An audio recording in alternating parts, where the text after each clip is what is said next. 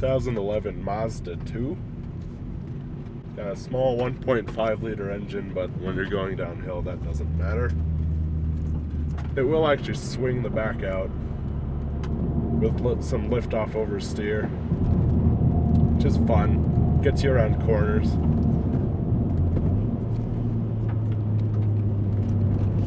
There it goes.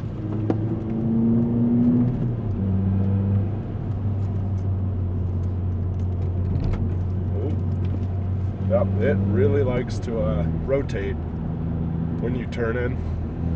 So on snowy bits like this, oh yeah, you'll get sideways. This thing's a blast. I've had it for about 2 years now.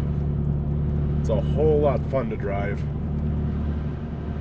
I got this car in particular because I saw it on the side of the road for $8,000. It's a pretty good deal. And my two criteria, if you will, to get a car where it has to be fun to drive and it has to be able to carry things. And this little car is able to do both of those things at the same time, which is frankly a really good deal. This car kind of comes down with CRX syndrome or like Miata syndrome or something. I mean, it is a Mazda, but it doesn't have a terrible amount of power. It's got enough to get you around, but sometimes, especially going up this road, you wish that you had more power. But 100 horsepower from a 1.5 liter engine is perfectly adequate. Especially in traffic, it'll get you around, it doesn't matter. It's low on power, but really high on fun. And cars like the CRX and Miata really know how to carry speed around corners. I think Mazda did a great job implementing that sort of thinking into the Mazda 2. And they've done a really, really nice job with this car. The shifter's short and smooth and fast. You don't really even need a short shifter for this car because the throws are just that short. The Cork Sport and others offer it, but I don't see a need for it personally. Just driving up in the mountains for fun. This car has a growing aftermarket, which is really nice because right now the aftermarket is small enough where you kind of know that you're getting quality parts because you don't have your like Honda Civic Special on eBay for like $50, which is gonna blow up your car. You have quality parts, like I have a MagnaFlow muffler, I have a Cork Sport short ram intake, and I got some Rally Armor mud flaps just because they look nice. 0 to 60, about 14 seconds despite what it says online. And that is actually okay, especially for a first car. Especially on roads like these, you really don't need to go that fast. Because it's all about carrying speed around corners, which is what this car and like cars like the Miata and the CRX do really well. What this car has going for it is that it's really light. It's about 1,000 kilograms, which is whatever pounds it'll be in the video. It's rated at 29 to 33 or so mpg. That's city highway.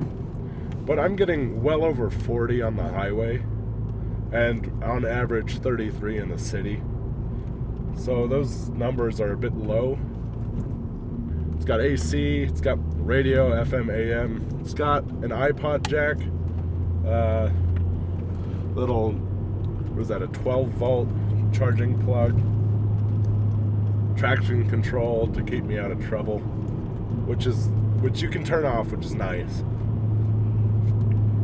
Other than that, power windows, all the basic stuff that cars have now. It's not the most comfortable. I mean, it's still got a reasonably firm ride, but I like that. You don't have to, but I do. When you're cruising on the highway in this car, there is a lot of wind noise because it is light. There isn't that much sound deadening. So there's a lot of wind noise, and on the highway you're turning about 3,000 to 4,000 RPM depending what the speed limit is. It'll cruise all day at 4 grand, and the sound you really get used to, especially if you don't have a louder muffler back there. If you just have the stock muffler, it's fine. There's a bit of road noise, but yeah, it's nothing big. It's just like the wind noise. You get used to it. So here we are on Highway 287, and you can probably hear there's a bit of road noise. That might be down to the tires. And there's also a bit of wind noise. And the engine's revving around 3 grand. But in all, yeah, it is louder, but like I said earlier, it's not a luxury car. It's not meant to be super quiet. This car is currently running on some Bridgestone Blizzak WS80s. I got those because I needed winter tires, and they were some of the top rated tires.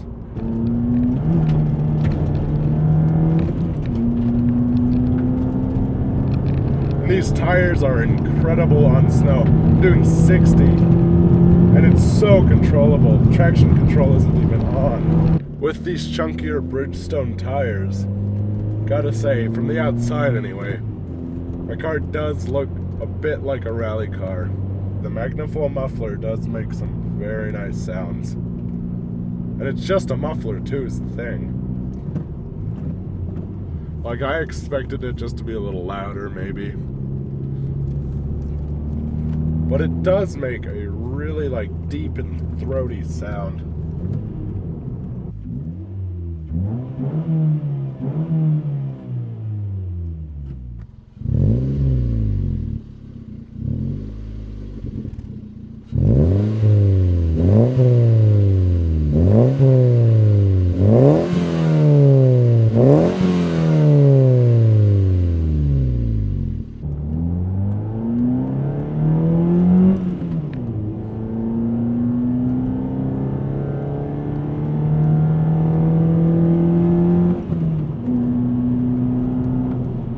Speedo goes to 120. The top speed I hit was 111, limited by gearing. One problem that I did have with it was the clutch worn down a little too quickly when I first got it. But that was probably my fault because I was driving it a little too hard. It did give me quite the scare for a while because the pedal wasn't moving smoothly or anything. And it felt like it was gonna break eventually, like the pedal itself. I was really, really hoping it wasn't a problem that the RX-8 had, where the pedal would just break, because that would really, really suck. So thankfully, after the clutch was replaced, everything was fine and normal. Eventually, I am going to put a performance clutch into this, at least when it has more power. And then it should be a little sportier to drive, I guess. Corvette C7. So in the end, this car is a great car as a first car, or if you just want something to drive around that's efficient and fun. And that's what it really comes down to. When you're going around corners, this car never feels like it's gonna understeer its way into a tree. Like I said at the beginning of this review, it will oversteer, and as you probably saw, hopefully, I hope the camera picked it up, this car was oversteering while I was driving it over snow. This one in particular is Spirited Green, which is basically lime green. It looks kind of adorable from the front with its smile. It's like a puppy that just wants to play all the time. It's excited to drive. This car likes to rev out. Around 6 grand, it starts losing steam, but with a tune, that'll fix it. It'll rev higher, and this engine's really, really good. Maintenance is extremely easy. There's lots of room in the engine bay. So if you want this car, I recommend you get it. If you don't know what car you want, look into this because it's really fun. If you're new to cars or want to get into like modifying cars, this car's a great place to start. Yeah, the parts are a little more expensive for it, like the aftermarket parts anyway. But the prices will slowly go down as the community grows. There's a great online community, and the car's super easy to work on. So that's it for the 2011 Mazda 2 review. Please let us know how you liked the video. If you did at all, please leave a thumbs up. Just give us some feedback. In the description below, there is a link to a short survey that you can fill out if you want us to review your car. If you do that, we'll review anything at this point. It'll really help us out. Get more content out there. I mean, we have a couple of really exciting reviews lined up, but being it's winter and these cars aren't built for winter weather, we have to wait till the spring or summer or whenever. But those will be really cool. If you live in the northern Colorado area, please go ahead and fill that out. We'll get in touch with you and we can review your car if you want us to. See ya.